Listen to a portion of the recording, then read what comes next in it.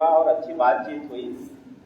मैं अपनी बातचीत चूँकि कल से लेकर आज तक इस विषय को लेकर के बहुत सारी बातचीत हुई है, बहुत सारा पानी बह गया है, तो उसी बहते हुए पानी में कुछ हाथ धुलेंगे और देखेंगे कि क्या कुछ बात करती है। आज देश में मेरा संदर्भ दो कहानियों के माध्यम से होगा और कुछ बातें प्रेमचंद के साहित्य के माध्यम से। एक तो यह कि आज आज़ादी के समय में हम लोग हैं और प्रेमचंद का जो समय था वो गुलामी का समय था। आज़ादी के इस समय में गुलामी के उस दौर के लेखक को क्यों हम याद करें, शंभुनाथ सर ने अपने उद्घाटन वक्तव्य में इसकी पूरी परिकल्पना की थी कि प्रेमचंद का क्या लक्ष्य था, प्रेमचंद दरअसल क्या बचाना चाहते थे, आज़ादी के सपने को कहाँ सजोना चाहते थे। इन सारी बातों की तफसील से चर्चा की। आज का जो भारत है जिसमें हम लोग रह रहे हैं और प्रेमचंद का जो भारत था, क्या उनके सपनों के भारत का आज के यथार्थ से कोई तालमेल बैठ रहा है? क्या प्रेमचंद ने जो अपने साहित्य में अपनी कहानियों के माध्यम से, अपने निबंधों के माध्यम से या उपन्यासों के माध्यम से जो सपना देखा था, जो सृजित किया था, उसका कोई तालमेल बैठ रहा है? तो एक चीज़ जो उभर के आती है, प्रेमचंद अपने समय में आज़ादी की लड़ाई के दौरान, ऐसा बहुत कम लेखक उस समय कर रहे थे क्योंकि गांधी पूरे भारतीय राजनीतिक परिदृश्य पर छाए हुए थे। गांधी के बाद अम्बेडकर उस परिदृश्य में आते हैं और एक नए आयाम को लेकर के, वैसे ही जैसे मजदूरों का आंदोलन आया तो आज़ादी के आंदोलन की तस्वीर बदल गई, उस तरह से गांधी, अम्बेडकर या जो साम्यवादी पार्टियां आ रहे थे और आंदोलन को एक नई शक्ल में ढाल रहे थे। तो हम देखते हैं कि प्रेमचंद ऐसे पहले लेखक हमारे सामने आते हैं जो आज़ादी के आंदोलन के अंतर्विरोधों की पहचान करते हैं। और वह अंतर्विरोध किस बात का था? प्रेमचंद इसकी कोशिश कर रहे थे अपने साहित्य के माध्यम से समझने की कि दरअसल आज़ादी की ज़रूरत किसे है सबसे ज़्यादा, और इसी के बीच में वो अंतर्विरोधों की पहचान कर रहे थे अपने कहानियों में। और वह अंतर्विरोध कई तरीके का था, वर्गीय था, जातीय था, और इसकी खोज भी करते हैं अपने कथा साहित्य में। और दो चीज़ों की तरफ इशारा करते हैं। कांग्रेस उस समय आज की कांग्रेस नहीं थी, बल्कि कांग्रेस राष्ट्रीय स्वाधीनता आंदोलन की एक प्रतीक पार्टी बनी हुई थी, सब लोग सहमत थे उसमें। और प्रेमचंद अपने साहित्य में बार बार यह दिखाते हैं कि कांग्रेस का जो चरित्र है, कांग्रेस में जो लोग हैं, वो दरअसल अपने नीतिगत फैसलों में तो ठीक हैं, लेकिन जो उनका अपना वर्गीय चरित्र है वह एक अंतर्विरोधों से भरा हुआ है। अपने लेखों में वो दिखाते हैं कि बहुत सारे ऐसे लोग हैं जो शहरों में आके प्रगतिशील की बात कर रहे हैं और गांव में अपने तय वैसे रहते हैं, व्यवस्था को समर्थन देते हैं। एक और चीज़ प्रेमचंद के कथा साहित्य के माध्यम से जिसकी कल भी चर्चा हुई कई बार, कि प्रेमचंद उस दौर में बढ़ रही एक ऐसी चेतना जिसको आप कह सकते हैं कि भ्रमित करने वाली चेतना, जो मनुष्य को मानवीय गरिमा से नीचे गिराती, किसी भी रूप में हो, वह जातीय रूप में, वह हायरार्किकल जो सोसाइटी बनी थी उसके रूप में, उसकी पहचान करते हैं। और एक तरह से देखा जाए तो प्रेमचंद के साहित्य को केवल राजनीतिक पाठ के रूप में नहीं, अक्सर ऐसा हो जाता है कि हम गांधीवादी मूल्यों को लेकर प्रेमचंद पे, और रिसर्च भी ऐसे दिखाई पड़ जाते हैं, उसको देखें तो वह एक तरह से सांस्कृतिक आलोचना हमारे सामने प्रस्तुत करता है। वो गोदान में हो सकता है, वह सदगति में हो सकता है, पूछ की रात में हो सकता है, वो दिखाई पड़ेगा कि कहाँ कहाँ उनके पात्र फंसे हुए हैं। और इसकी एक क्रिटिक दिखाई पड़ता है प्रेमचंद के यहाँ। दूसरी बात प्रेमचंद ये कहते हैं कि ऐसे ऐसे पात्रों का चुनाव करते हैं जो समाज के सबसे निम्न तबके के लोग हैं, और उनमें गुलामी के दौर में उनमें एक ऐसा साहस भरने की कोशिश करते हैं जो कि उनके कल्चरल कैपिटल्स को आप कहते हैं वह उनके पास नहीं थी। ये कहानी है प्रेमचंद की 1921 में छपी संभवतः तो विध्वंस कहानी छोटी है, बेगार और बेदखली पर लिखी गई कहानी है। उसकी जो मुख्य पात्र है उसका नाम है भुनगी। भुनगी जमींदार के खिलाफ खड़ी होती है लड़ाई के लिए। भुनगी का परिचय यह है कि एक स्त्री है, एक ऐसे समाज में स्त्रियों की क्या स्थिति रही होगी प्रेमचंद के समय में, जो भी थी। स्त्री है, केवल स्त्री नहीं है, बूढ़ी स्त्री है, बूढ़ी भी नहीं, विधवा स्त्री है, फिर संतानहीन है और जातीय संरचना में गौण है। तो एक ऐसे पात्र के माध्यम से, और उसका सामना किससे हो रहा है? उसके सामना जो जमींदार है उनसे हो रहा है। तो प्रेमचंद उस कहानी में जो मूल बात है, नैतिक ताकत की बात करते हैं कि नैतिक साहस जो है उनकी, उसी के सहारे अपनी पूरी लड़ाई लड़ती है।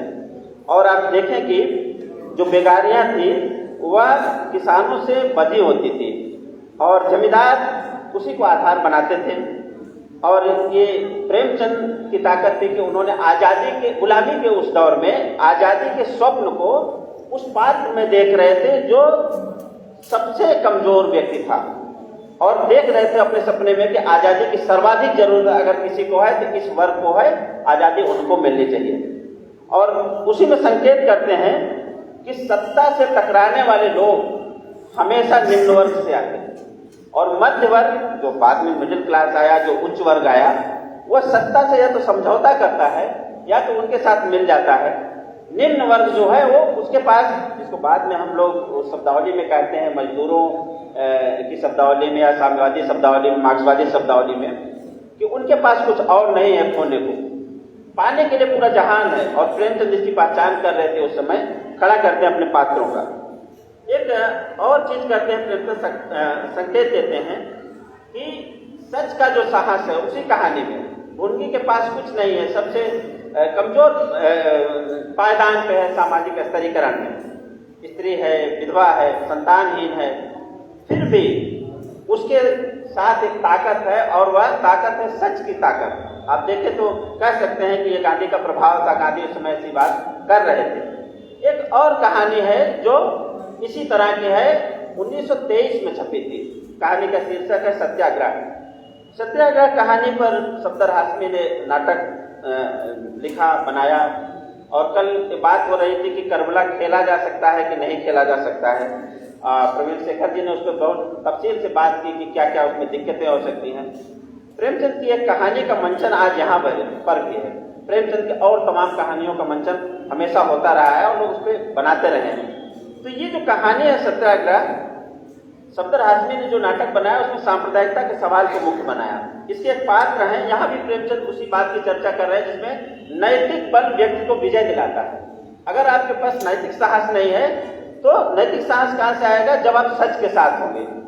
प्रेमचंद यह दिखाते हैं इसके मुख्य जो पात्र हैं वह उनकी जैसा कोई व्यक्ति नहीं है, बल्कि इसके मुख्य पात्र मोटेराम शास्त्री हैं।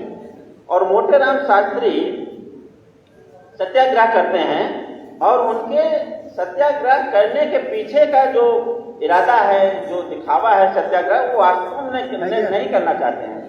तो प्रेमचंद उस कहानी के माध्यम से यह साबित करना चाहते हैं या दिखाना चाहते हैं अपने पात्रों को, अपने पाठकों को, कि अगर झूठ का सहारा, झूठ का आधार बनाकर सत्याग्रह किया जाएगा तो सत्याग्रह करने वाले की दशा वही होती है जो मोटेराम शास्त्री की। प्रेमचंद की बहुत सारी कहानियों का जिक्र करते हुए दलित संदर्भ के, जात के प्रश्न को लेकर के कल एक बहुत अच्छा सत्र हुआ, और उसी में यह बात निकल कर आई कि क्या जात की व्यवस्था जिसको प्रेमचंद ने गुलामी के दौर में देखा था और महसूस किया था अपने इर्द गिर्द। हम आप जानते हैं कि प्रेमचंद दलित साहित्यकार नहीं थे, लेकिन दलित मुद्दों को लेकर संवेदनशील थे। यह बात दूसरी है कि बाद में दलित आलोचकों द्वारा भी उन पर आरोप लगाए। बड़े लेखक थे तो तमाम चीजों पर विचार करते थे, और जिस तरह से दूसरे लेखकों पे आरोप लगे, प्रेमचंद पे भी आरोप लगे हैं। और आरोप इस कदर लगा कि पाठ ही बदल दिया गया। ये केवल एक कहानी का नहीं, एक कहानी का उदाहरण कर अमित वर्मा भी अपने वक्तव्य में दे रहे थे। कफन की चर्चा हम लोग जानते हैं। तो प्रेमचंद के समय में दलितों या दूसरे समुदायों पर जिस तरह की दिक्कतें थी, आजादी के इतने वर्षों बाद जिस समय हम लोग रह रहे हैं, क्या वह समस्याएं हल हो गई हैं? प्रेमचंद का साहित्य बार बार उस तरफ हमारा इशारा करता है कि गुलामी का वह दौर जिसमें सपना देखा था कि एक ऐसा भारत हो जिसमें मनुष्य का शोषण मनुष्य के द्वारा न हो, क्या आजादी के बाद ऐसा संभव हो पाया? तो हम आप देखते हैं कि प्रेमचंद की रचनाएं उन पात्रों को जो तथाकथित रूप से सामाजिक पायदान पे, आर्थिक पायदान पे निचले स्तर पर हैं, उनमें साहस पैदा करती हैं। उनके पात्रों, उनके दलित पात्रों पर, उनकी स्त्री पात्रों पर हमको दया नहीं आती है, बल्कि उन पर दया आती है, उन पर क्रोध आता है जो उनके सामने लोग खड़े हुए हैं।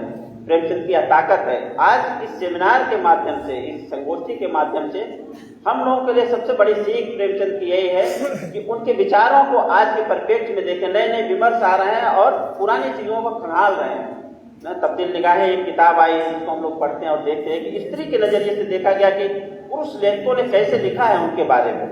तो प्रेमचंद को बार बार पढ़ने के क्रम में कुछ नए नए सोच मुझे मिलते हैं। और एक चीज का ध्यान हम सबको रखना होगा कि रचनाकारों को पढ़ते हुए उसके समानांतर कोई नया पाठ न तैयार करे, वो हमारा अपना पाठ होगा। रचनाकार ने जिस समय में लिखा, जिस विचार से लिखा, जो परिस्थिति थी लिखी, उस अनुसार उसको देखना चाहिए और ये देखना चाहिए कि वह कितना हमारे समय से वाबस्ता हो रहा है, कितना हमारे साथ हो रहा है। मैं अपनी बात यहीं पे समाप्त करता हूँ। आप लोगों ने मुझे सुना, बहुत बहुत धन्यवाद आपका।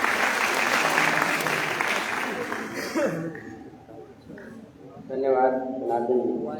प्रेमचंद ने आज़ादी के अंतर विरोधों की पहचान की और जो निचले पायदान पर लोग हैं उनके लिए क्या मायने हैं आज़ादी के, साथ ही जो सपना उन्होंने 36 या उससे पहले देखा था निचले तबके के लोगों के लिए, या जो बिल्कुल निचले पायदान पर है, वो सपना आज कहाँ तक पहुँचा है या अभी पूरा का पूरा अधूरा है, इस संदर्भ को लेकर सबसे अच्छी बात है। अब अगले वक्ता के रूप में मैं डॉक्टर सुरेश कुमार जी को आमंत्रित करूँगा अपनी बात रखने के लिए। डॉक्टर सुरेश जी। क्या करें आप, जब पास वाले आदरणीय सत्र के और नीचे बैठे विद्युतजन और यहाँ के छात्र छात्राएं, मैं जो टॉपिक है मैं अछूतो उद्धार और की परियोजना और प्रेमचंद की दो कहानियाँ और एक दो वैचारिक संपादकीय की बात रखूँगा। मैं काफ़ी दिनों से इधर नौजवान काल को देख रहा हूँ, तो एक चीज़ मैं समझने की कोशिश कर रहा हूँ, आखिर ये सब अछूतो उद्धार आया है, इसके पीछे क्या कारण थे कि ये अछूतो उद्धार सब ये इतने जल्दी अछूतो उद्धार आ गया। तो मैं इन कारणों की तलाश में जुटा हूँ 5-6 साल से, तमाम पत्र पत्रिकाओं में ये देख रहा हूँ। तो प्रेमचंद की कई केंद्रीय चिंताएं थी, उसमें एक केंद्रीय चिंता थी अछूतो उद्धार की, और 1920 से 1935 का जो समय रहा है ये तमाम सरगर्मियों से भरा रहा है, तमाम आंदोलनों से भरा रहा है और तमाम नौजवानकालीन अग्रदूतों के पदार्पण से भी भरा रहा है। तो जहाँ एक तरफ साहित्य के क्षेत्र में प्रेमचंद, विशंबर नाथ शर्मा, कौशिक, पांडे बेचैन शर्मा, गोपाल कृष्ण शर्मा, नवीन, गणेश शंकर विद्यार्थी जैसे लोग आए, वहीं राजनीतिक के क्षेत्र में पंडित मदन मोहन मालवीय, महात्मा गांधी, सेठ जमनालाल बजाज, ये सब लोग आए। तो एक नए बदलाव का एक युग था। और जो 4-5 घटनाएं घटी इस दौर में, पहली तो एक घटना थी कि उस समय असहयोग आंदोलन चल रहा था, खिलाफत का आंदोलन चल रहा था। तो उसमें एक बहुत अच्छी कहानी लिखी प्रेमचंद ने, सुहाग की साड़ी, ये प्रभा में छपी थी। तो कभी अगर आप उस स्वदेशी आंदोलन को या जो कपड़े की जो होली चलाई जा रही थी उसका बहुत अच्छा वर्णन है, कभी पढ़िएगा। तो उसमें राय साहब हैं, उनकी पत्नी है, तो राय साहब अछूतो उद्धार के समर्थक हैं, लेकिन उनकी पत्नी अछूतो उद्धार की समर्थक नहीं है। तो बस ये इतना ही प्रसंग है उस कहानी में। इसके आगे वो कहानी दूसरी तरफ मुड़ जाती है, वो कपड़ा जलाओ आंदोलन की तरफ जाती है। तो वो उसमें चलाता कि हम विदेशी कपड़ा चलाएंगे और स्वदेशी। तो इसके बाद जब मैंने देखा कि क्या हो रहा था कि ये लोग आखिर अछूतो उद्धार आंदोलन में कूद क्यों पड़े, आखिर वहाँ समस्या क्या थी। तो अछूतो उद्धार में प्रेमचंद की क्या चिंता थी। तो इसको मैं एक कहानी सौभाग्य के कोड़े के जरिए से रखूँगा। सौभाग्य के कोड़े के जरिए का इधर पता नहीं बहुत बाद में बैठा हूँ, किसी ने जिक्र नहीं किया है, लेकिन वो कहानी का दलित पाठ होता है कैसा होता है, लेकिन मेरा उसको देखने का नजरिया दूसरा है। सौभाग्य के कोड़े की जो कहानी है पूरा धर्मांतर पे बेस्ड है। वो एक अछूत लड़का है जिसको राय साहब ले आते हैं, वो ईसाई के वहाँ से लाते हैं। तो राय साहब को नथुआ है। तो राय साहब प्रेमचंद कहते हैं राय साहब ने उसे ईसाई के पंजे से छुड़ाया था। इसे परवाह न थी कि मिशन में उसकी शिक्षा होगी, आराम से रहेगा। उन्हें यह मंजूर था कि वह हिंदू रहे, अपने घर के झूठे भोजन को मिशन के भोजन से कहीं पर भी समझे। उनके कमरों की सफाई मिशन के पाठ से कहीं बढ़कर थी। हिंदू रहे, किसी भी दशा में रहे हिंदू रहे, ईसाई हुआ तो सदा के लिए हिंदुओं के हाथ से निकल जाएगा। यह चिंता प्रेमचंद की नहीं है, यह चिंता 20वीं शताब्दी के प्रथम दशक दूसरे दशक में हर उस नवजागरण काल के अग्रदूत की है जो इस अछूतोद्धार आंदोलन में शामिल हुआ था। तो अब नथुआ की जब वो यहाँ आया राय साहब के यहाँ, तो उसकी जाति भी निर्धारित हो गई। जाति जो निर्धारित की गई वो भंगी जाति का हुआ और वर्ण व्यवस्था के हिसाब से उसको दे दिया गया काम झाड़ू लगाओ भाई तुम इसी लायक हो। तो वो झाड़ू लगा, एक दिन वो राय साहब की बेटी के यहाँ चला गया उस कमरे में, उसने गद्दा देखा, रेशमी थी कि भाई हम लोग आए या लाइट देखा तो चकित हो ही जाते हैं, तो पहली बेटी वाला है तो वो चकित हो गया। तो उसने देखा कि रेशमी चादर में जरा थोड़ा सो के देखें, तो वो लेट गए और राय साहब आए तो उसको हंटर से मारने लगे। उनकी ये सवर्ण आड़ेपन आ गया कि ये अछूत होते हुए हमारे बिस्तर पे कैसे लेट गया। अछूतों उद्धार की चिंता में भुला जाने वाला व्यक्ति जो राय साहब है, वो भी देखिए अपने हिंदू को लाके अपने घर में लाके उसका कैसे कोड़ों से मारता है। अब कोड़ों से मारता है, नथुआ वहां से जान चुरा के भागता है, वो हंटर से मारता है। तो हंटर से मारता है तो वो अपना जब प्राण छुड़ा के भागता है तो रास्ते में उसे मिशन की मैम मिलती है, जो वही मैम है जो राय साहब की रचना को पढ़ाया करते थे। तो मैम ने उसे छड़बड़ देखा, एक क्षण में मैम साहब उसके पास पहुंची और टमटम रोककर बोली, नथु कहाँ जा रहे हो? नथुआ बोला, कहीं नहीं, राय साहब के यहाँ फिर जाएगा तो मार खाएगा, क्यों नहीं मेरे साथ चलता है, मिशन में आराम से रहेगा, आदमी हो जाएगा। नया क्रिस्तान, नथुआ कहता है, क्रिस्तान तो ना बनाओगी मैम, क्रिस्तान क्या भंगियों से बुरा होता है पागल? नथुआ, ना भैया मैं क्रिस्तान ना बनूंगा, मेरा जीना चाहेगा ना बना, तेरा जीना चाहे तो मत बन, कोई जबरदस्ती थोड़ी ना है। नथुआ थोड़ी देर बाद टमटम के साथ चलता है, उसके मन में संशय बना हुआ। सहसा वह उतर के मेम साहब ने पूछा, क्यों चलता क्यों नहीं है? नथुआ, मैंने सुना है मिशन में कोई क्रिस्तान हो जाता है, मैं न जाऊंगा, आप झांसा देते हैं। अरे पागल, वहां तुझे पढ़ाया जाएगा, किसी की चाकरी नहीं करनी पड़ेगी, शाम को खेलने के लिए छुट्टी मिलेगी, कोट पैंतून पहनेगा, चल के 2-4 दिन खेल ले। नथुआ ने इस प्रलोभन का उत्तर ना दिया, एक गली से होकर भागा, वह टमटम से दूर निकल गया। तो निश्चित होकर सोचने लगा कहाँ जाऊं। अब यह कहानी लगभग यही जगह खत्म हो जानी चाहिए। तो एक फिर उसका कैसे सौभाग्य कोड़े कैसे नथुआ जाता है वहाँ अपने भंगी कम्युनिटी में, तो कहाँ जाए तो उसको डर रहता है कहीं राय साहब पुलिस से पकड़वा ना ले और हंटर लगे। तो राय साहब के यहाँ जाता है, राय साहब भाग के वहाँ जाता है अपनी बनी, तो वहाँ एक बूढ़े हैं तो उसको गाना सिखाते हैं। तो इतना गाना में प्रवीण हो जाता है तो वो ग्वालियर से लेके विदेश तक का आ जाता है। तो विदेश से वो फिर आता है लखनऊ, तो रत्ना की जो नगर के लोग स्वागत करने के लिए बैठे हुए हैं, तो उसकी जो राय भोला की बेटी है वो भी उसका स्वागत करती हो, तो वो इसलिए कांप रहा है कि हमारा भेद न खुल जाए। तो एक तो भावना थी कि हमारा अगर भेद खुल जाएगा तो हमारी सच्चाई सामने आ जाएगी। और बाई चांस जिसमें नथुआ लेटा था वो उसी भवन को वो खरीद लेता है। तो प्रेमचंद क्या लिखते हैं, वो कहता है कि रत्ना तुम जानती हो? बोले कि हम तो जानते हैं तुम नथुआ हो। तो कहता है जो कोड़े, बोले कोड़े क्या? प्रेमचंद लिखते हैं वो कोड़े नथुआ के लिए शिव का वरदान, यानी कोई जमींदार दलितों को पीटे, दलितों को मारे, तो वो उसके लिए उसे प्रथा समझ लेना चाहिए, वो उसका कैरियर बना रहा है। तो बताइए। और इस कहानी से प्रेमचंद ने 2 गोल किए। पहले गोल में उन्होंने नथुआ को हिंदू धर्म में दिखाया कि उसकी हिंदू धर्म में प्रबल आस्था है, और दूसरे गोल में स्वामी अच्युतानंद के उस वक्तव्य को काट दिया जिसमें स्वामी अच्युतानंद कह रहे थे कि दलित किसी भी अवस्था में हिंदू नहीं थे। इसके आगे एक और कहानी है, मंत्र नाम की 2 कहानियां सब लिखी गई है। मंत्र कहानी छपी थी माधुरी पत्रिका में 1926 में।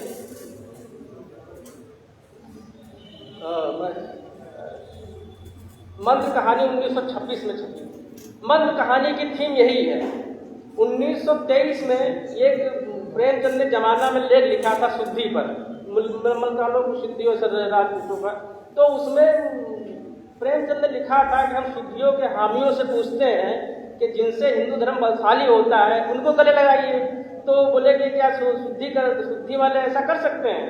तो इसके जवाब में, प्रेमचंद के जवाब में, परमानंद ने हिंदू संगठन के नाम से प्रभा पत्रिका में लिखा लेख।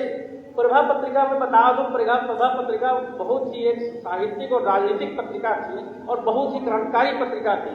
अगर आपको असहयोग मूवमेंट को समझना हो, प्रभा पत्रिका के 1921 से 23 तक का आप उसके अंक और संपादकीय पढ़िए। और प्रभा पत्रिका के उस समय संपादक थे बालकृष्ण शर्मा। तो उन्होंने उस समय झंडा आंदोलन निकाल के एक औपनिवेशिक भारत के नागरिक समाज में हलचल मचा दी थी। और झंडा पूरा आंदोलन था, उसमें कई लोग शहीद गए थे, तो लोग उनका इंतकाल हो गया था, फोटो भी छापी थी। और उसी में सर सुंदरलाल की भी फोटो छापी थी जब वो 22 साल के हुआ करते थे। तो प्रभा तो बहुत अच्छी पत्रिका थी। मैं तो यहाँ के शोधार्थी बैठे तो अगर हिंदी में असहयोग आंदोलन गांधी मूवमेंट को समझना चाहते हैं या वो तो उस पत्रिकाओं को आप उसकी फाइलें देखिए, यहाँ पे सम्मेलन में शायद होंगी। तो मंत्र कहानी में एक पंडित हैं लीलाधर चौबे, पंडित लीलाधर चौबे। तो वे शुद्धि आंदोलन से जुड़े हुए महासभा, जब मैं महाई सभा कहूँगा। तो प्रेम से बताते रहे वो जात के उपासकों में थे, उनका परिचय है। ऐसा सौभाग्य कहाँ है कि शांति निवास का आनंद उठा सके, उनको तो जन्म ही मारे मारे फिरने के लिए होता है। खबर आई कि मद्रास प्रांत में तबलीग वालों ने तूफान मचा रखा है, हिंदुओं के गांव मुसलमान होते जा रहे हैं। मुल्लाओं, सॉरी मैं ये प्रेमचंद कहानी का शब्द है, ये कहानी का शब्द है। तो बड़े जोश से तबलीग का काम शुरू कर दिया। अगर सभा ने इस प्रवाह को रोकने की योजना ना की तो सारा प्रांत हिंदुओं से शून्य हो जाएगा, किसी शिखाधारी की सूरत न नजर आएगी। इस घटना से हिंदू समाज में खलबली मच गई और आनंद फानंद में हिंदू महासभा का अधिवेशन हुआ। एक तो यही आपके काशी में हुआ जिसके अध्यक्ष पंडित मदन मोहन मालवीय थे, और 8वां हुआ आपके कोलकाता में जिसके अध्यक्ष प्रफुल्ल चंद्र राय थे। तो ये तो आनंद फानंद में हिंदू सभा ने क्या किया, उन्होंने एक योजना जोड़ दी अछूतो उद्धार। जो उसे प्रस्ताव पारित किए गए तो उसमें एक प्रस्ताव दिया गया कि अछूतो उद्धार ये प्रमुख बनाया जाए। और जो प्रयाग में सम्मेलन हुआ तो उसमें सभा ने कहा कि अछूतो उद्धार ठीक है, लेकिन हम ये सभा ये इजाज़त नहीं देती है कि आप उनके साथ खाना पीना खाइए। तो उन्होंने रोटी बेटी के संबंध में मना कर दिया। तो फिर पंडित जी लीलाधर है, कहीं जाने वाले थे सैर करने, तो लेकिन अब ये आफत आ गई वहाँ मद्रास प्रांत में। तो उनको सभा वालों ने मद्रास के जाने के लिए उनको राजी किया। प्रेमचंद कथा के आगे हिस्से में दिखाते हैं, लिखते हैं, सभा में खलबली मच गई। तुरंत एक विशेष अधिवेशन हुआ और नेताओं के सामने यह समस्या उपस्थित की गई। बहुत विचार करके बाद निश्चय हुआ कि चौबे जी इस कार्य का भार ग्रहण करें। उनसे प्रार्थना की जब हम तुरंत मद्रास चले गए और धर्म विमुख बंधुओं का उद्धार करें। कहने की देर थी, चौबे जी तो हिंदू जाति की सेवा के लिए अपने अर्पण कर चुके थे। पर्वत यात्रा का विचार रोक दिया और मद्रास जाने के लिए तैयार हो गए। सभा के मंत्री ने आंसू भर के उनको विदा किया। महाराज ने यह बड़ा बेड़ा उठाया है, आपको परमात्मा ने इतनी सामर्थ्य दी है, आपके सिवा ऐसा कोई दूसरा मनुष्य भारतवर्ष में नहीं है जो घोर विपत्ति के काम आए। जाति की दीनहीन दशा पर दया कीजिए। चौबे जी की इस प्रार्थना को अस्वीकार न कर सके फौरन सेवकों की मंडली बनी और पंडित जी के नेतृत्व में रवाना हो गए और सभा ने बड़ी धूमधाम से उनकी विदाई की भोज किया। एक उदार रईस ने चौबे की पैसे की थैली भेंट की चौबे जी को और रेलवे स्टेशन पे हजारों आदमी उन्हें विदा किए। ये अछूतो उद्धार के आंदोलन में हिंदी पत्रिकाओं ने ये नौजवान पे ये आरोप लगाया है कि वो अछूतो उद्धार का जो पैसा आ रहा है उससे अपनी रईसी में इजाफा कर रहे हैं, अछूतो उद्धार पे पैसा लगाना नहीं रहे। ये पूरा एक बहुत बड़ा मुद्दा बन गया था। अभी काउंसलिंग की चर्चा हो रही थी तो यहाँ कहा गया कि अछूतो उद्धार से पैसा इकट्ठा हो रहा है तो काउंसलिंग के चुनाव में लगाया जा रहा है। तो रामलिंग सहगल ने यहाँ तक का कह दिया कि ये अछूतो उद्धार भाड़ में जाए, उन्हें अपनी लीडरी संभालनी है। और वो इसी एक महान विचारक के बारे में, इलाहाबाद के बारे में कह रहे थे। तो जब पंडित जी मद्रास पहुँचे तो वहाँ एक सभा लगाई गई। सभा में पंडित जी 2 आसन लगाए गए, एक उच्च कुलीनों के लिए कालीनें बिछाई गई और दलितों के लिए शूद्रों के लिए वही दली डाल दी गई जो डाल दी जाती है। बहुत सारे घरों में आप गए होंगे तो देखते होंगे लोटा थाली अलग अलग होता है। तो जब चौबे जी अपना भाषण दे रहे थे तो चौबे जी ने कहा कि हिंदुओं को संबोधित करते हुए कहा कि उन्हीं ऋषि मुनियों की संतान हो जो आकाश के नीचे की नई सृष्टि की रचना कर सकते हो।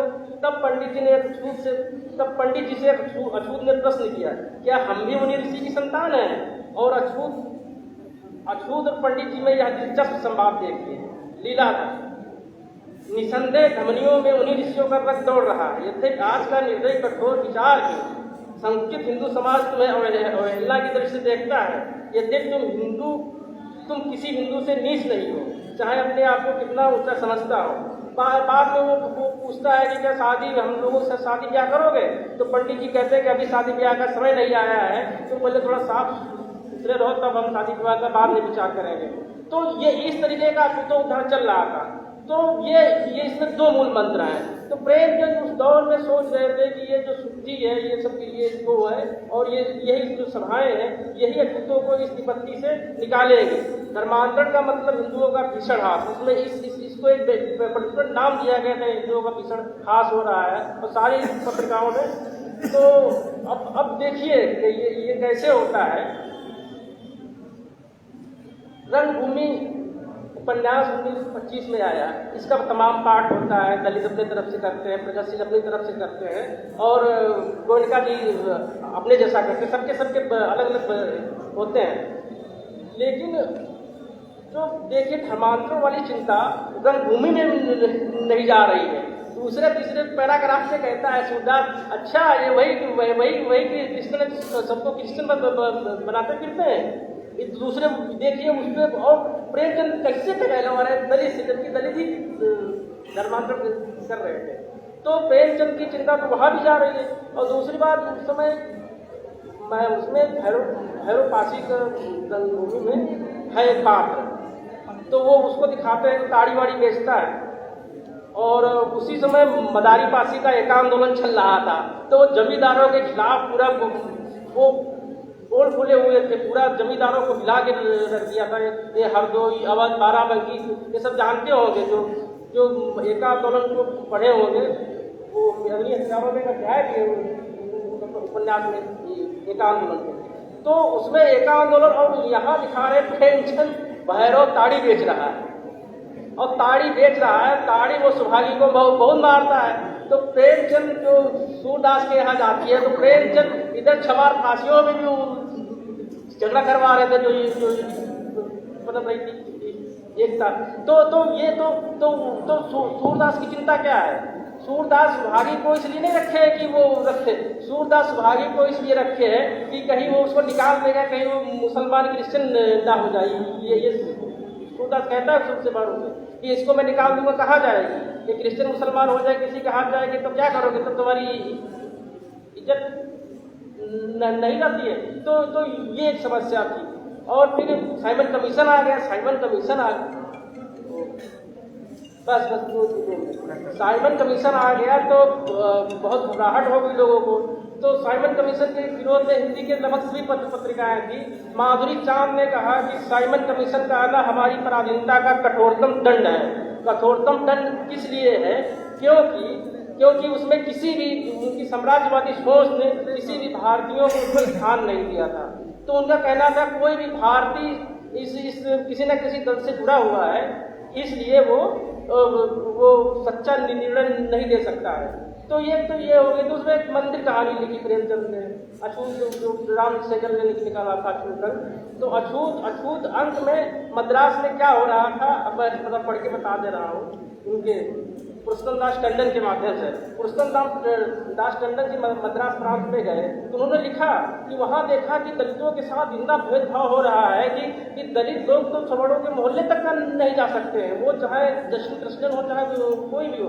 तो उन्होंने आगे क्या लिखा, बोले कि मैंने यहाँ से लोगों से पूछा, जानने वालों में 5 साल में लगभग 50,000 लोग ईसाई हो गए हैं। तो मंदिर कहानी में यही था कि सुखिया मंदिर के लिए वो हिंदू धर्म में आस्था दिखानी थी ना, तो वो सुखिया मार खा के वहाँ मंदिर में जा रही है। तो ये था, ये शुद्ध उद्धार की चिंताएं थी।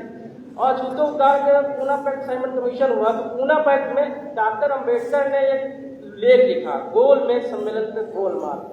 देखिए कितना प्यारा शीर्षक है, गोलमेज सम्मेलन में गोलमाल। तो उस गोलमाल सम्मेलन में प्रेमचंद ने डॉक्टर अंबेडकर की एकदम बहुत तीखी आलोचना की, इतनी तीखी आलोचना की तो वे हर तरीके से डॉक्टर अंबेडकर के हम नहीं थे। और प्रथम निर्वाचन को औपनिवेशिक भारत में प्रेमचंद ने एक दलितों को हिंदू धर्म से तोड़ना कहा गया। तो जो अछूतोद्धार आंदोलन था तो ये तो उनकी नज़रों में ये अछूतों को हिंदुओं से तोड़ने का आंदोलन चला रहे थे। आगे भी ये धर्म का मामला वो छूटा नहीं। डॉक्टर अंबेडकर ने 35 में कहा कि हम ऐलान कर दिया हम नहीं रहेंगे, तो फिर भी आज जाना चाहिए गोदान में सिलिया वाले प्रसंग में माता दिन कहते हैं धर्म का मामला आता है तो कहते हैं जो धर्म से मुंह मोड़े वो चमार है। और 1936 में छपता है, 1935 में बाबा साहब का ऐलान कर देते हैं। तो ये मुझे कुछ बातें रखनी थी तो मैंने अपनी बातें रखी हैं। आप लोगों का बहुत बहुत आभार। बहुत धन्यवाद डॉक्टर सुरेश जी। अछूतोद्धार और धर्मांतरण जैसे विषय को लेकर प्रेमचंद की जो कहानियाँ प्रमुख हैं उन पर सुरेश जी ने अपनी बात रखी। अब मैं आदरणीय प्रोफेसर कुमार वीरेंद्र सर को आमंत्रित करूँगा। सर को सुनना एक सम्मोहन भरा होता है, एक अच्छे अध्येता और बड़े लोकप्रिय शिक्षक हैं सर। मैं सर को आमंत्रित करता हूँ।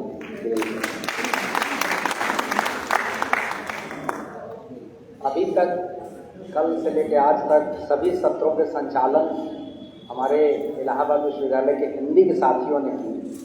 इस सत्र का संचालन कलमी आम, जिनको मैं कहता हूँ, परिसर से निकले हुए इस विश्वविद्यालय के बागीचे से जयदेव जी कर रहे हैं। मैं इनका स्वागत करता हूँ।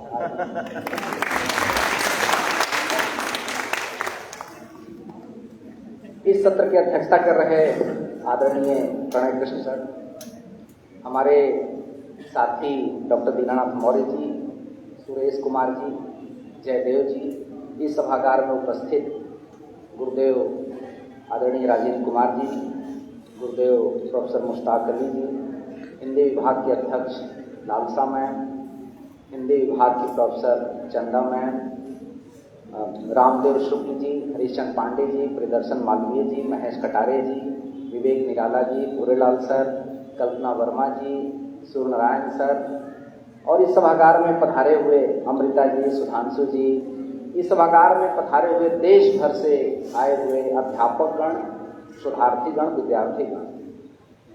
2 दिनों से हम लोग प्रेमचंद को बार बार अपने बीच पा रहे हैं, उनसे संवाद कर रहे हैं, उनसे टकरा रहे हैं, चर्चा कर रहे हैं। हमें कम वक्त लेना चाहिए अपने उद्बोधन में, इसलिए कि आगे एक महत्वपूर्ण सत्र जिसमें रामदेव शुक्ल जी और राजेंद्र कुमार जी को हम लोग सुनना है वो है, और उसके बाद एक नाटक है सवा सेर गेहूं का मंचन होना है बरगद कला मंच की ओर से। हम 2-3 बातों की ओर आपका ध्यान आकर्षित करना चाह रहे हैं। एक तो प्रेमचंद जिस समय में थे उस समय जो देश के राजनेता थे उनकी दृष्टि भी प्रेमचंद जैसे साहित्यकारों के बारे में कैसी थी, इस पर भी हमारे शोधार्थियों को गौर करना चाहिए। हम निराला के हवाले से प्रेमचंद की 2 टिप्पणियों प्रेमचंद पर की गई निराला की 2 बातों का जिक्र करना चाहेंगे। एक तो 1939 में निराला ने पंडित जवाहरलाल नेहरू से एक इंटरव्यू लिया था, और वह इंटरव्यू ट्रेन यात्रा के दौरान का है। दून एक्सप्रेस की यात्रा है, और दून एक्सप्रेस में जवाहरलाल जी से निराला जी ने कुछ तीखे सवाल किए। उनमें एक सवाल यह था कि प्रेमचंद, जयशंकर प्रसाद और रामचंद्र शुक्ल ने मिलकर पंडित जवाहरलाल नेहरू का अभिनंदन किया था बनारस में, और उस अभिनंदन समारोह में जवाहरलाल नेहरू ने यह कहा था कि आजकल की हिंदी कविता दरबारी कविता हो गई। ये रपट प्रकाशित हुई थी चित्र के साथ अखबारों में, वो उसे निराला ने पढ़ा था। निराला उसमें मौजूद नहीं। निराला ने यह प्रश्न किया कि पंडित जी, जिन लोगों ने आपको अभिनंदन के लिए बुलाया था और जिन्होंने आपका अभिनंदन किया उनमें से 3 को मैं जानता हूँ। ये बात 1939 में लिखी है निराला। 3 को मैं जानता हूँ और तीनों आपके पास बैठे हुए थे जिस सभा में आप कह रहे थे कि आजकल की कविता दरबारी कविता है। नाम जो जिक्र किया, कहा कि प्रेमचंद अपने समय के और यहाँ तक कि अभी तक के सबसे बड़े कथाकार वो वहाँ बैठे हैं, और रामचंद्र शुक्ल अपने समय के और अभी तक के सबसे बड़े आलोचक हैं, और जयशंकर प्रसाद हमारे साथ के कवियों में श्रेष्ठ बड़े कवि हैं। और उन तीनों ने आपकी बात का ऐतराज इसलिए नहीं किया कि उन्हीं तीनों ने आपको आमंत्रित किया था अभिनंदन करने के लिए, तो लोग लिहाज से आपका विरोध नहीं किया। लेकिन आप जरा ये बताइए, क्या प्रेमचंद ने कोई दरबारी कहानी लिखी है? आप जरा ये बताइए कि रामचंद्र शुक्ल ने कोई दरबारी आलोचना की है? या ये बताइए कि जयशंकर प्रसाद की उन कविताओं का जिक्र करिए जो वो कविताएं दरबारी कविता आपको लगती हैं। बावजूद इसके आप कह के चले आए, आप किस हैसियत से कह दिए? एक तो सवाल ये था। दूसरा सवाल किया कि सुभाष चंद्र बोस के बंगाल का चित्र सुभाष चंद्र बोस अपने बंगाल के साहित्यकारों का जिक्र करते हैं अपने पॉलिटिकल भाषण, और ये कहा कि सभापति के हैसियत से जो भाषण दिया था उन्होंने सम्मेलन में कांग्रेस के, उसमें शरद चंद्र का जिक्र किया था और उनके निधन पर शोक प्रस्ताव पारित कराया था। आप बताइए, प्रेमचंद गुजर गए, कांग्रेस ने क्या सोचा शोक प्रस्ताव पारित करने के लिए? पंडित जवाहरलाल नेहरू ने जवाब दिया कि हाँ, कहा कि वैसा शोक प्रस्ताव नहीं था जो प्रोसीडिंग में आपके आ सके। आपने प्रसाद मर गए, आपने शोक प्रस्ताव पारित कराया, तो कम से कम इतना ही करते कि ये जो श्रेष्ठ साहित्यकार हैं प्रेमचंद जैसे, उनके नाम पर कांग्रेस में प्रस्ताव तो पारित कराया। ये बड़ा तीखा सवाल निराला ने, उस निराला ने कि निराला अपने समय में अपने को श्रेष्ठ मानते थे, उसके बावजूद प्रेमचंद को श्रेष्ठ मानते। दूसरा ये कि 1937 में कामायनी 36 में प्रकाशित हुई, तो 1937 में पहली समीक्षा निराला ने की, जो कि सुधा के अक्टूबर 1937 के अंत में प्रकाशित है, 2 पृष्ठ की समीक्षा है। उसमें भी प्रसाद के साथ साथ उन्होंने 3 को प्रजापति माना है निराला ने। एक कहा कि प्रसाद जी, प्रजापतियों में श्रेष्ठ माना प्रसाद जी को, और कामायनी को श्रेष्ठ महाकाव्य करार दिया। और दूसरा कहा कि स्वर्गीय प्रेमचंद जी प्रजापति, और तीसरा मैथिली शरण गुप्त को करार दिया। प्रेमचंद को प्रजापति उसमें भी कहा। तो क्यों कहा, इस पे हमें गौर करना चाहिए। जो बातें हुई है, जिन कहानियों की चर्चा हुई है, मैं कुछ कहानियों के हवाले से ये बात रखना चाहता हूँ। निराला को ये मालूम था, निराला लगातार पढ़ रहे थे प्रेमचंद को, उनसे जुड़ रहे थे, कि प्रेमचंद अपनी कहानियों में पात्रों के माध्यम से संवेदना का विस्तार करते हैं अक्सर, और जो संवेदना का विस्तार करता हो निरंतर, वो निराला की नज़र में वो बड़ा साहित्यकार है प्रेमचंद। इसलिए संवेदना का विस्तार कैसे करते हैं कि जिन कहानियों की 17 कहानियां लिखी 24 में प्रेमचंद ने, मतलब औसतन हर महीने में 1 कहानी, किसी महीने में 2 कहानी लिखी उन्होंने। या तो वो माधुरी में छपती थी या चांद में छपती थी कहानी, तो हर महीने औसतन 1 कहानी। उन कहानियों पर अगर आप गौर करेंगे तो आगे पीछे की कहानियों पर भी गौर करना चाहिए, कैसे प्रेमचंद ने अपनी संवेदना का विस्तार किया। मसलन 1.25 सेर गेहूं पर बहुत बात हुई, 1924 की कहानी है और नवंबर में चांद में छपी। उसके जो उसका अंत करते हैं प्रेमचंद, तो क्या अंत करते हैं उस पर गौर करना चाहिए। 1.25 सेर गेहूं का लिखते हैं कि शंकर ने विप्र जी के यहाँ 20 वर्ष सेवकाई करने के बाद इस दुस्सार संसार से प्रस्थान किया। 120 रुपए अभी तक उसके सिर पर सवार थे। पंडित जी ने उसके जवान बेटे की गर्दन पकड़ी, आज तक विप्र जी के यहाँ काम करता है। कहानी यहाँ छोड़ देते हैं।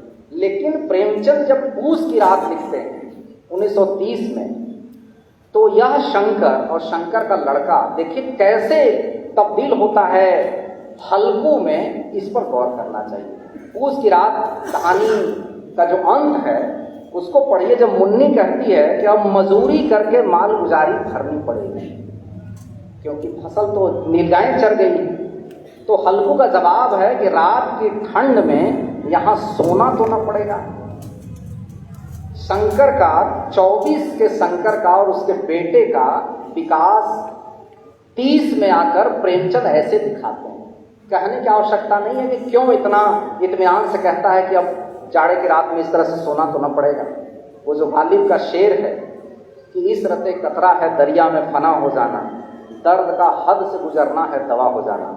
कई बार या मुश्किलें इतनी आ पड़ी कि आशा हो गई, तो कई बार दर्द जब हद पार करे तो दवा में तब्दील हो जाता है। यहाँ पूस की रात में वो 1.25 सेर गेहूं के शंकर और उसके बेटे का जो विकास दिखाते हैं प्रेमचंद, ये उस समय तक आते हैं। और उसके बाद कफन तक आइए। कफन दिसंबर 35 में जामिया पत्रिका में उर्दू में छप चुकी थी, 36 में उसका अनुवाद छपा। पूस की रात के बाद कफन में प्रेमचंद शुरू में ही कह देते हैं कि घीसू माधव परले दर्जे के कामचोर थे। वहां लिखा नहीं कुछ। प्रेमचंद कला के बारे में भी यह है कि कई बार कलाकार लिखता नहीं है कि हम ये चित्र क्यों बना रहे हैं। इसके बारे में अंग्रेजी का बहुत मशहूर फ्रेज है कि the perfection of art is to conceal the art. कला की पूर्णता कला को छुपाने में है, व्यक्त करने में नहीं। प्रेमचंद ने छोड़ दिया लिख कर के परले दर्जे कामचोर। कामचोरी आई क्यों?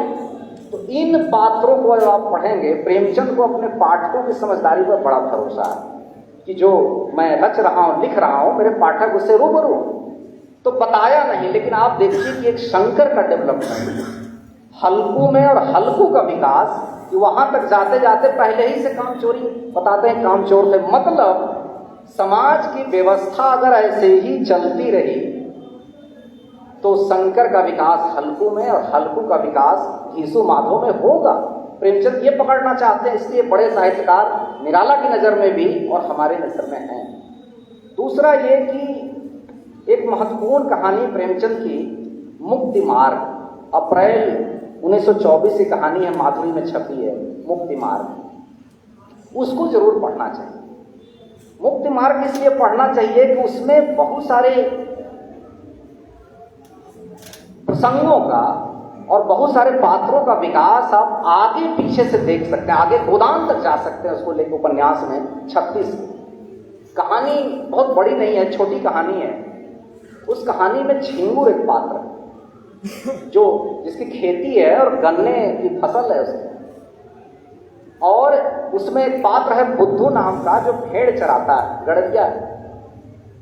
इन दोनों के बीच में विवाद होता है, झिंगुर और बुद्धू के बीच में, और विवाद इस हद तक बढ़ जाता है कि बुद्धू अड़ जाता है कि हम तुम्हारे इस खेत से, मटर के खेत से हम भेड़ों को ले जाएंगे, और सैकड़ों भेड़े हैं उसकी, और ये कहता है कि इधर से जाने नहीं देंगे। दोनों अपनी अपनी पर आ जाते हैं। नतीजा क्या है कि भेड़ें फसल को रौंद देती हैं और झिंगुर भेड़ों को डंडे से इतना मारता है कि प्रायः भेड़ें घायल हो जाती हैं। तो कह कर लौटता है बुद्धू कि इसका खामियाजा तुम्हें भुगतना पड़ेगा। और जब घर लौटने को होता है तो पाता है कि उसके गन्ने की ठीक ठाक खेती थी, बड़ा मगन था कि ये पैदा होगा तो हम कर्जा अदा करेंगे। उस खेत में आग लगी देखता है, दौड़ता है। पहले तो उसके दिमाग में दूसरे की फसल में आग लगी, लेकिन जब नजदीक पहुंचता है देखता है कि सारी फसल जलकर नष्ट हो गई है, और वो बुद्धू जो पहले लौट गया था भेड़ों को लेके, वो आग बुझाने की कोशिश कर रहा है। मुझे विश्वनाथ त्रिपाठी के नंगा तलाई गांव का एक प्रसंग याद आता है। नंगा तलाई के गांव में लिखते हैं विश्वनाथ त्रिपाठी, गांव में जो आग बुझाने सबसे पहले दौड़ता है, प्रायः शक की सुई उसी पर चली जाती है कि आग इसी ने लगाई हो। ये बुद्धू काफी कोशिश करता है कि आग बुझ जाए, लेकिन आग बुझती नहीं, फसल नष्ट हो जाती है। नतीजा क्या है कि दोनों के दोनों, एक किसान था और वो भी भेड़ चराता था, दोनों के दोनों मजदूर में तब्दील हो जाते हैं। किसान से दोनों मजदूर बन जाते हैं और मजदूरी करते हुए दोनों संयोगवश एक ही शहर में बंद रहे धर्मशाला के पास पहुंच जाते हैं।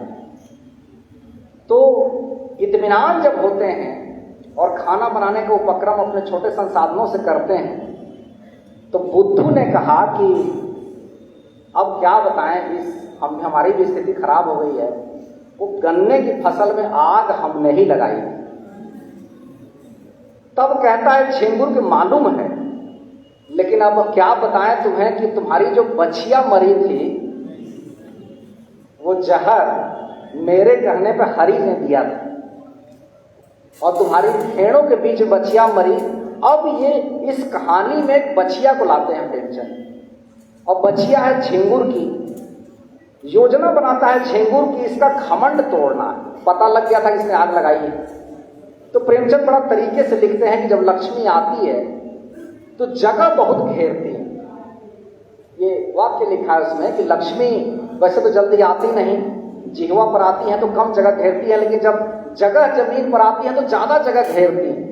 ज्यादा जगह घेरती है तो दिमाग भी ज्यादा घेर लेती है। तो लिखा कि वो बुद्धू भेड़ों को बेचकर सूद में पैसे लगाकर उसने बड़ा घर बना लिया। अब झिंगुर को अखरता है तो है कि इसका घमंड चूर करना है। तो एक दलित नेता है, उनको हरिहर उनसे संपर्क करता है और छल करके अपनी बछिया को दे देता है कि भैया हमारे यहाँ तो खाने कुछ है नहीं, न खिलाने को है, 2 बैल हैं, किसी तरह से बच जाए तो बछिया को तुम्हारे हवाले कर देते हैं। और हरिहर रात में जाकर बछिया को जहर दे देता है। और उसी समय गृह प्रवेश हो रहा होता है इसके घर का, बुद्धू के घर का, बड़े घर का गृह प्रवेश। और प्रेमचंद को लिखा है कि बहुत सारे ब्राह्मणों ने भोजन किया, दक्षिणा लिया। उसी समय खबर फैल गई कि बछिया मर गई और बंधी हुई मर गई। झिंगुर भी पहुंचता है, हरिहर पहुंचते हैं, और इन लोगों ने कहा कि अरे भैया तो ये रस्सी तो खोल देते गले से। रस्सी खोल नहीं पाए और लग करके सब लोग उसको डांड लगाते हैं। डांड लगाते हैं मतलब दंड लगाते हैं, प्रेमचंद ने डांड लगाना लिखा है। और दंड स्वरूप क्या है कि उसको 3 महीने भिक्षा मांगना है सबके दरवाजे पर, और इतना भोजन कराना, 500 कहा कि ब्राह्मणों को भोजन कराना पड़ेगा, और जितने धर्म स्थल है सब जगह घूमना पड़ेगा। अब वो परेशान होता है। तो लिखा है प्रेमचंद ने कि झिंगुर उसका घमंड पहला तो ऐसे चूर किया कि जिस दरवाजे में भिक्षा मांगने जाता है वही आदमी 10 बात भी सुनाता है कि बताओ मूर्ख कहीं का, बछिया भी बांधने नहीं आया, लाए क्यों? और तीर्थस्थल करके लौटता है, अंत में मजदूर हो जाता है। गोदान को आप पढ़िए तो गोदान में गाय को जहर दिया, सगे भाई ने दिया। होरी ने देखा था अपनी आंख से, लेकिन कुछ कर नहीं पाया। होरी 5 बिस्वे की खेती थी उसकी। राय साहब के यहाँ जब जा रहा था दशहरे का नजराना देने, तो ईख की फसलों को देखकर मुदित मन गुनगुनाता जा रहा था। जैसे झिंगुर बहुत प्रसन्न था कि फसल गजब की है, ऊपर उठ गई है, और पूरा इलाका जान रहा है कि मेरी गन्ने की फसल। ऊख लिखा है प्रेमचंद ने बाहर, ऊख की बड़ी प्रशंसा की है कि ऊख के क्या क्या उपयोग हैं गर्मी में, जाड़े में तापने के। और वही पूस माह का महीना का जिक्र है बहुत। उस होरी का जैसा हस्र होता है वैसा हस्र पहले ये दिखा चुके हैं झिंगुर के रूप में, बुद्धू के रूप में। और जिस तरह से दान देने का रिवाज यहाँ है, जिसको मैत्रेयी पुष्पा ने पूछा कि भाई धनिया को क्या मिला, होरी जो पैसे थे वो भी गोदान के नाम पर, तो होरी के नाम पे चले गए, धनिया को क्या मिला? आपकी धनिया शीर्षक से एक लेख है मैत्रेयी पुष्पा का, तब्दील निगाहें किताब में, उसको देखना चाहिए। तो इसका विकास होता, मतलब झिंगुर बुद्धू का विकास प्रेमचंद ले जाकर के बड़े उपन्यास में डालते और संवेदना का विस्तार करते हैं। तो पाठकों को मैं ये कहना चाहता हूं कि जब जब हम पढ़ें एक कहानी को, तो प्रेमचंद की कुछ पीछे की कहानियों को, पात्रों के विकास के, क्योंकि कई बार सवाल उठता है कि एकाएक से क्यों प्रेमचंद की बात कह देते हैं, तो एकाएक से नहीं कहते हैं। प्रेमचंद ने भी सिलसिलेवार इस तरह से विस्तार किया है और एक पात्र का दूसरे में एक्सटेंशन किया। एक बात तो मुझे ये कहनी थी कि प्रेमचंद जब फोटो खींचते हैं किसी किसान की, तो उतना बढ़िया फोटो उस समय का कोई इतिहासकार नहीं खींच पाया, कोई कवि नहीं खींच पाया जितना बढ़िया प्रेमचंद। आगे चलकर जिसको जैनेन्द्र के बारे में कहा गया कि किसी पात्र को पीड़ा की हद भी पार करा देते हैं, ये प्रेमचंद सब दिखा चुके हैं। इसको देखना चाहिए। एक तो इस दृष्टि से उनकी कहानियों पर बात करनी चाहिए। दूसरा ये कि शतरंज के खिलाड़ी पर जो बात हुई थी, उसमें एक बात मुझे ये कहनी है कि प्रेमचंद ने इतिहास के किस प्रसंग को पकड़ा, घटना 1856 के आसपास की थी। नवाब वाजिद अली शाह लखनऊ में बतौर नवाब 1847 से 1856 तक रहे थे। 1857 में तो बेगम हजरत महल थी। बेगम हजरत महल ठीक विपरीत थी नवाब वाजिद अली शाह के मिजाज की। कुंवर सिंह ने जब एका की कोशिश की थी, रजवाड़े सब एकजुट होकर के अंग्रेजों के खिलाफ लड़े। जब वो जगदीशपुर से निकलकर बांदा, ग्वालियर होते हुए, कानपुर होते हुए लखनऊ गए थे और वहां से लौट रहे थे, आजमगढ़ के अतरौलिया तक पहुंचे थे, तो अंग्रेजों से सीधी मुठभेड़ हुई। फिर बाद में वापस गए, झंडा तो फहराया लेकिन हाथ कट गया था, इसलिए लड़ नहीं पाए और एकजुट नहीं कर पाए तत्कालीन रजवाड़ों को या शासकों को। बेगम हजरत महल ने 10,000 रुपए दिए थे कुंवर सिंह को अंग्रेजों के खिलाफ लड़ने के लिए। प्रेमचंद ने बेगम हजरत महल को अपने कहानी का किरदार नहीं बनाया। किसको बनाया? वाजिद अली शाह को। जबकि वाजिद अली शाह ने उस समय की शायरी को बड़ा महत्व दिया। खुद बड़े शायर, एक जो बहुत मशहूर शेर है, जो धोखे से लड़के बिस्मिल का लिखा शेर समझते हैं, दरो दीवार पे हसरत की नजर रखते हैं, खुश रहो अहले वतन अब हम तो सफर करते हैं। ये नवाब वाजिद अली शाह का शेर है। जब वो अंग्रेजों ने पकड़ने की कोशिश की तो भाग नहीं पाए थे। ये तो नवाबी के किस्से उनके मशहूर हैं कि जूता पहनाने वाला कोई नहीं मिला था। प्रेमचंद ने उस समय के 1856 के आसपास की बात को लाकर 24 की कहानी में डाला। इतिहास के किस प्रसंग को लिया, क्यों लिया? तो ठीक है कि जो दोनों पात्र हैं उसमें, जो शतरंज के खिलाड़ी हैं दोनों, क्या उनमें चेतना नहीं थी? हम ये देख सकते हैं या देखना चाहिए कि उनमें उप चेतना थी और प्रेमचंद चेतना लाने की कोशिश कर रहे थे। उप चेतना क्या थी? वो लड़ तो रहे ही थे, ठीक है, कि इसे उप चेतना को चेतना में तब्दील करे, वो प्रेमचंद ने शतरंज के खिलाड़ी के माध्यम से किया है। हमें यह भी देखना चाहिए। तो प्रेमचंद पर और भी बहुत बातें हुई हैं, मेरा समय समाप्त होता है। मैं राष्ट्रीय स्तर की संगोष्ठी की इस तरह से परिकल्पना करके और साकार रूप देकर और देश भर में प्रेमचंद पर फिर से बहस को जन्म दिया है। हमारे साथी सुरेश जी ने या कल के साथी ने जो पर्चे में बात की अपने वक्तव्य में, उस सारे के सारे बहस तलब है। मसला ये भी है कि प्रेमचंद को बहुत लोग अपना, कल मुश्ताक सर ने बात कही थी कि 40% लोग आज भी प्रेमचंद को अपना नहीं मानते। प्रेमचंद के जीते जी भी मुकदमे हुए थे, असहमतियां बहुत थी। मतलब उस समय भी 40% लोग अपना नहीं मानते थे, अभी भी नहीं मानते हैं। कई बार होता यह है कि जो ऐसा लगता है कि किसी का नहीं है, वो कई बार सबका रहता है। तो प्रेमचंद सबके हैं, हमारे आपके सबके हैं। मैं आप सबको बहुत बहुत धन्यवाद, आभार भी देता हूँ कि आप दूर दराज से चल के आए लोग यहाँ मौजूद हैं, आपने हमें सुना। बहुत बहुत धन्यवाद। बहुत धन्यवाद सर। सर ने प्रेमचंद की कुछ कहानियों को, दरअसल प्रेमचंद के रचाव में, उनके लेखन में एक क्रमिक विकास को हम लोग रेखांकित करते हैं। सर ने उस पर गहराई से प्रकाश डाला। उनकी जो कहानी है, सवा से गेहूँ और फिर पूछ की रात और आगे कफन, इनको एक क्रमिक विकास के तौर पर इनके पात्रों को, शंकर, हल्कू और गिसु माधव को हम उस रूप में देख सकते हैं। अब अध्यक्षीय संबोधन के लिए मैं सर को आमंत्रित करूँ। सर का एक लेख बहुत पहले पढ़ा था, प्रणय सर का, जिसमें सर ने अपने जेएनयू के छात्र जीवन का कुछ जिक्र किया था कि कुछ साथियों ने कहा कि जो लोग आपकी के खिलाफ षड्यंत्र करते हैं, उन्हें भी बड़ी इज्जत से आप बैठाते हैं अपने पास में और बड़ा सम्मान देते हैं, बड़ी तवज्जो देते हैं आप उन्हें, जबकि ये पीठ पीछे आपको बिल्कुल काटने में लगे रहते हैं। तो सर ने जवाब दिया था उसमें लेख में कि हम इंसान हैं और हमें सामने वाले को असीमित मौका देना चाहिए। प्रेमचंद के कुछ पात्र भी ऐसे दिखते हैं जो मंच पर और सभागार में बैठे हुए दोस्तों,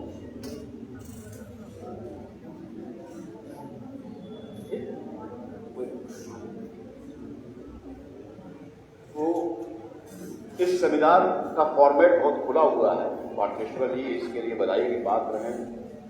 उप विषयों में बांधा नहीं गया है हर सत्र को। इसलिए पहले क्या है, सत्रों में जो बातचीत हुई है उनके संदर्भ लिए आ सकते हैं। कल महेश कटारे जी ने अपने से पहले वाले सत्र के तमाम संदर्भ दिए थे अपनी बात में, तो इसलिए हमने भी कल घर पहुंच के सोचना शुरू किया कि भाई आज क्या क्या सवाल उठे। और दुर्भाग्य से मैं आज इस सत्र से पहले वाले सत्रों में नहीं था। इस सत्र में पहले वक्ता ने हमारे जो कहा कि आज़ादी के आंदोलन के अंतर्विरोधों की पहचान प्रेमचंद के यहाँ सर्वाधिक दिखती है और मानववादी मानव विरोधी आज़ादी आने के बाद क्या तुम भी इतनी बड़ी बड़ी डालें नहीं लोगे जो अंग्रेज बहादुर लेते हैं, तुम भी जाके पहाड़ों की सैर नहीं करोगे। यानी एक जो आने वाली आज़ादी थी उसके स्वरूप वो जिस तरह की आज़ादी हमारे पास आई और जिसके मुहाने पे खड़े होके निराला कह रहे हैं कहाँ न है ये अंधकार, और फिर मुक्तिबोध की अंधेरे में सबने पढ़ी है, जानते हैं आप, और वो अंधेरा और घना हुआ है।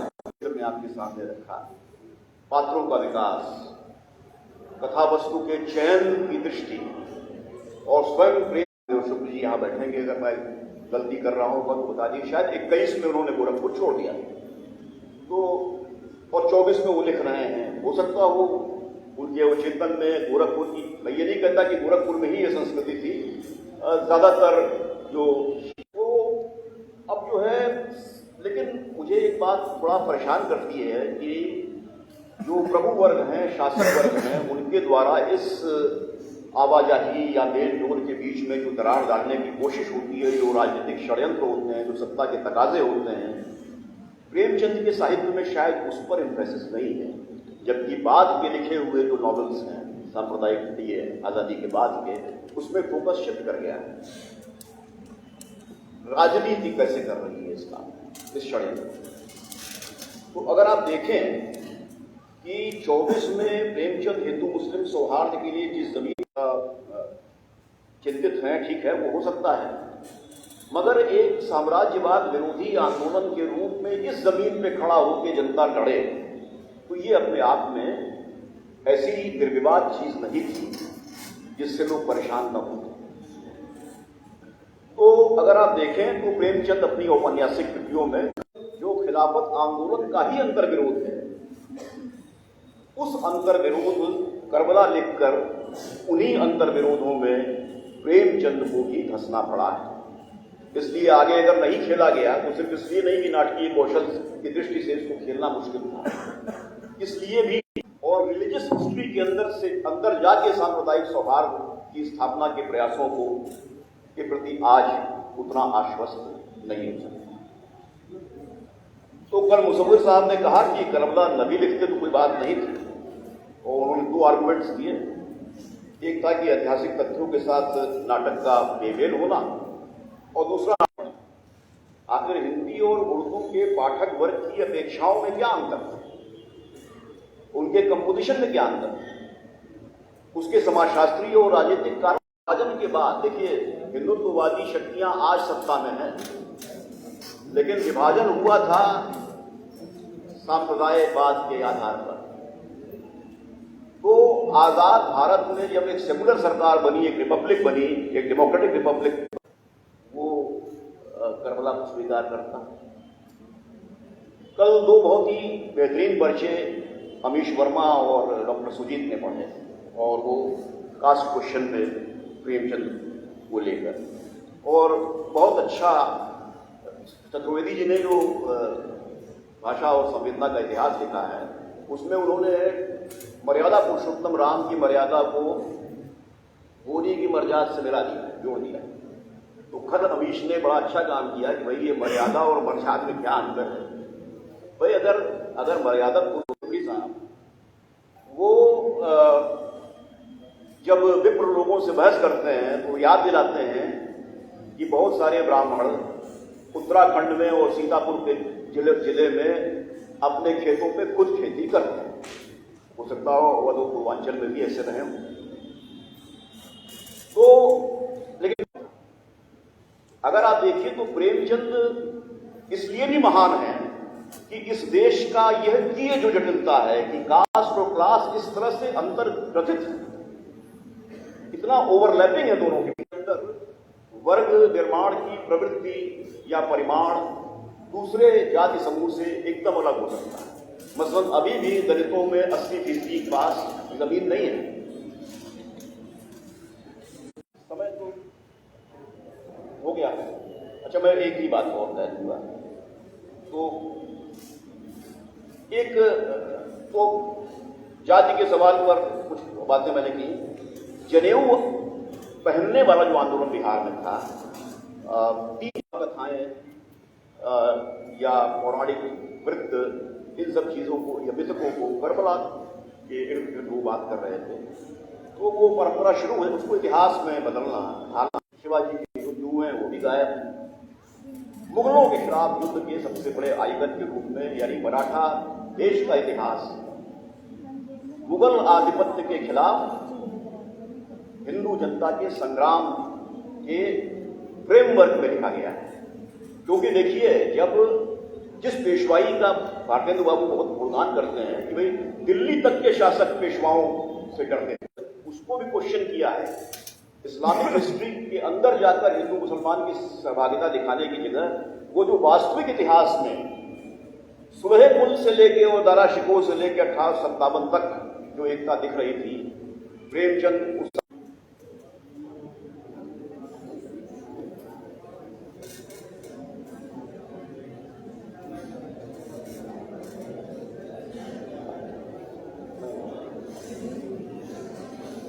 में आप सभी का एक बार पुनः स्वागत है। हम आश्वस्त हैं समापन पर कि जिस परिकल्पना को लेकर के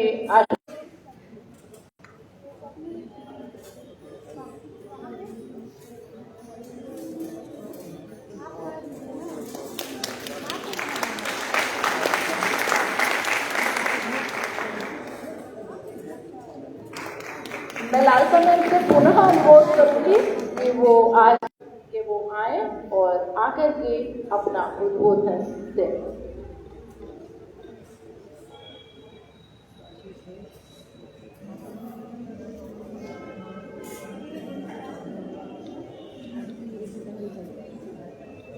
आदरणीय, जो वास्तव में 7 वॉल्यूम खुद की खरीदी हुई नहीं याद है, बहुत ज़्यादा नहीं पता है, लेकिन कहीं ना कहीं प्रेमचंद जी ने अपनी कहानी, अपने साहित्य, अपने उपन्यासों के माध्यम से हमारे समाज में, हमारे बीच में, हमारे लोगों के लिए एक के साथ में अपनी बात समाप्त करूंगा। और कुलपति महोदया जो नहीं है आज और इस समय मौजूद नहीं है, और विभागाध्यक्षा महोदय, डीन को मैं भी ऊर्जा है आप लोगों को।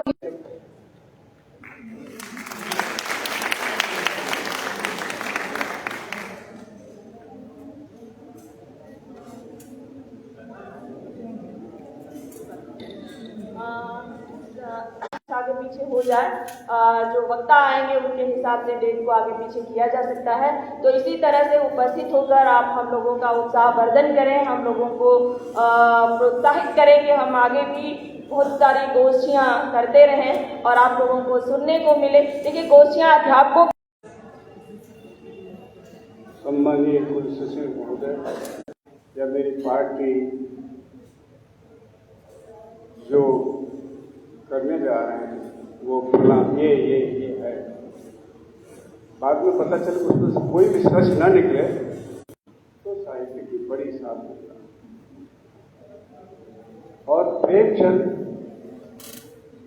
इस मामले में दुनिया के सबसे बड़े साहित्यकारों में से एक गिने जाएंगे।